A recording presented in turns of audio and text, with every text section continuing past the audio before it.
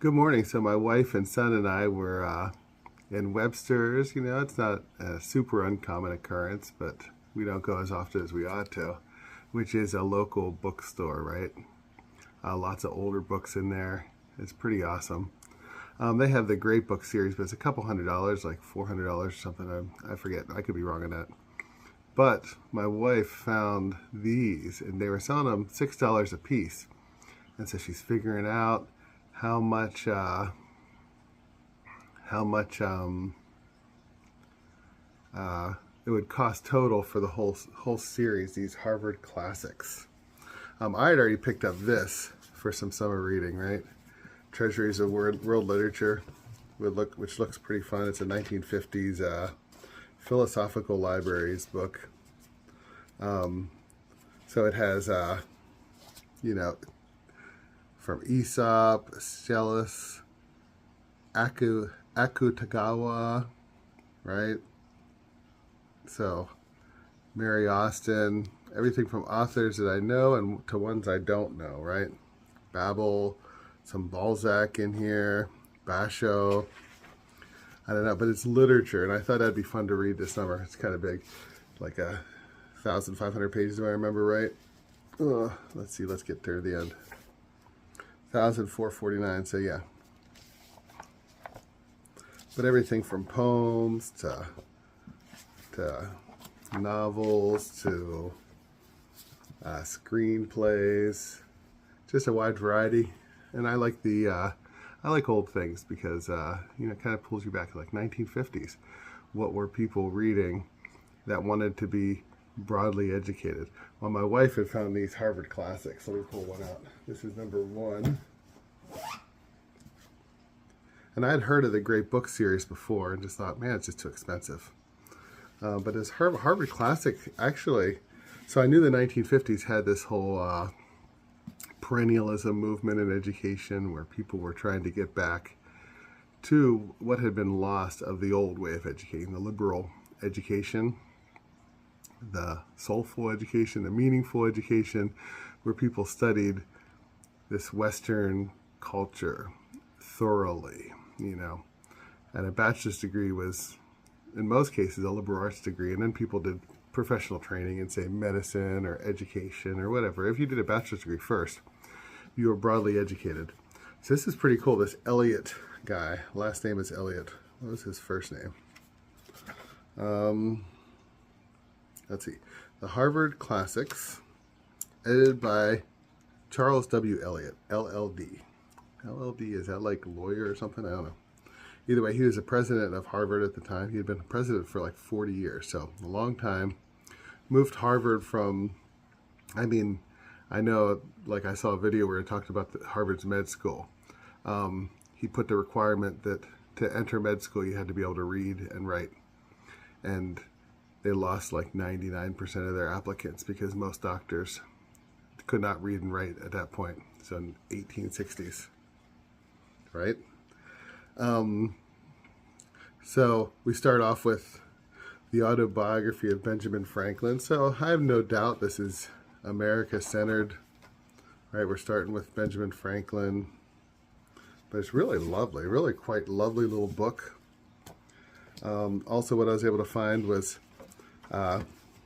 apparently he had told people that within a 5-foot bookshelf, he could offer an education that is on par to what Harvard was giving. So he got together professors around the university and at that point, right? So he retired 1909, 1910. That's when these were released. And they compiled this book series and got it bound. And it's pretty awesome. So if you read this, you get the liberal education that the great books folks wanted and tried to recreate in the 1950s. But actually, this is putting yourself in northeastern U.S., what those Boston Brahmins, right? What they would have known. So we got Franklin, Woolman, and Penn. Oh, cool. So Penn in that first volume. Let's see. Where do we go? Volume 2. Bacon, Milton's Prose, Thomas Brown. Okay. Yeah, so we don't stay in England, but Anglophone, it looks like. It's kind of cool that they have these. So the great thing is this is actually the original printing, I think. So there are no other dates on it. I know this ended up being printed when I looked it up like 30 or 40 times within a couple years, right? Within like 20 years. It became very popular because people were self-educated. And actually that also makes sense why they would start with Franklin as well, because he was self-educated. And he self-educated himself in the classics. So this issue 2, now this is 3. Well, I guess I don't have 2. So I marked down all the ones that are not in the version I got. 2, 10, 11, 17, 37, 41, and 20. Out of order, but those are the ones that are missing that I have to find. But yeah, $6 a piece. And then actually, we talked to the person who was selling them. You know, they kind of wanted them off their shelves. They were taking up a lot of spot. I guess they've been there for a bit, and so they sold them for 110, 120. I forget. It was 110 or 120. Remember, I picked up some other books too for all of everything they had. So it's a 50-book series minus those 7 books, right? So we got a really good deal. See, we got Francis Bacon, Essay Civil and Moral, and The New Atlas. Then we got John Milton, Areopagitica, and Tractate on Education. Ooh, that'd be interesting to read, won't it? Milton's writing on, especially as an educational philosopher. And then Sir Thomas Browne, Religio Medici. So it says down here, Dr. Eliot's 5-foot shelf of books. F.F. Collier & Son, New York. And it says 1909 by P.F. Collier & Son. So see, it's 1909. Now I know it was released 1909, 1910.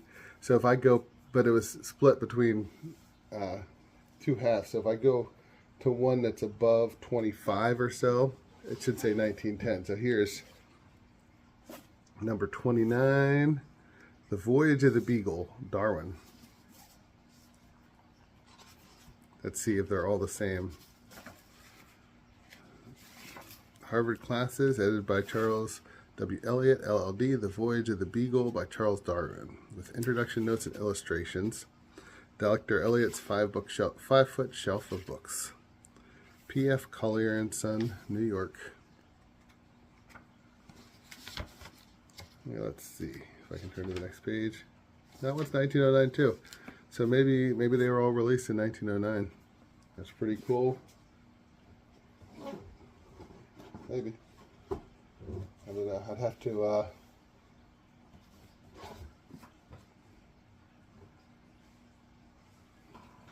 let's see. Get that one back in the same spot. I'm trying to keep them relatively in order. 33. Which is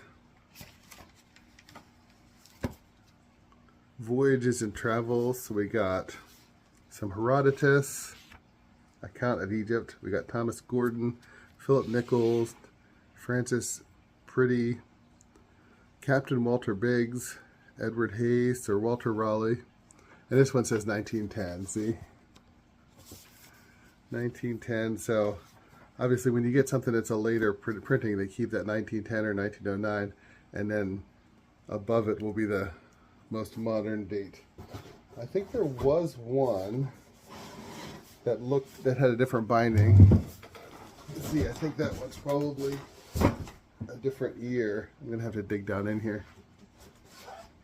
So a different edition. There it is. Okay. Yeah, this is definitely different. So one of them, this is number 40. It's a different year. Let's see. Harvard Classics, 5-foot shelf of books. Oh, they put that 5-foot shelf of books in whatever year that is right on the side instead of in the front. English poetry from Chaucer to Gray.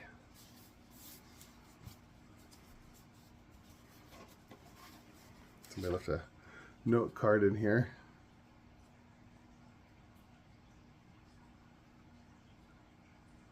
A note from Liddy Stern. Who knows what year that is? Okay. Harvard Classics Registered Edition. So this one's the Registered Edition. Whatever year that came out. Oh, 1937. As you can see, it says above, and then it has the original date of publication below. So copyright 1937 by P.F. Collier and Son Corporation. Copyright 1909 by P.F. Collier and Son. 51st printing, 1959. So 51st, they did a lot of printings. Okay. Okay, let's just read randomly from this one. Page 322, John Webster. No. John Webster starts on this page, so who is this? John Fletcher. Melancholy. Hence all you vain delights, as short as are the nights, wherein you spend your folly, there's naught in this life sweet, if man were wise to see it, but only melancholy. O sweetest melancholy, welcome folded arms and fixed eyes, a sight that piercing mortifies, a look that's fastened to the ground, a tongue chained up without a sound. Fountains, heads, and pathless groves, places in pale passion loves.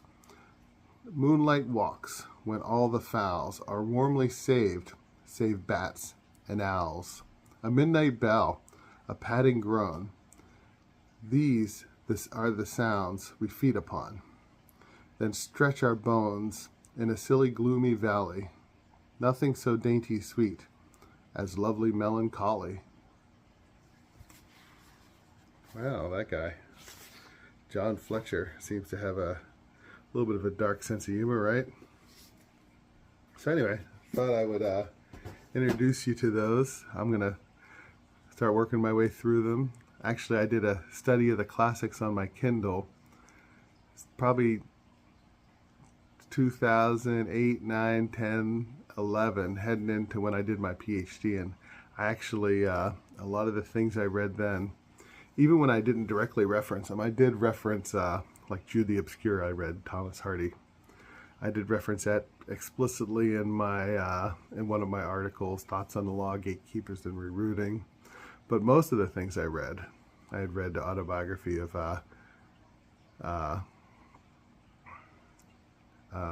Benjamin Franklin at that point.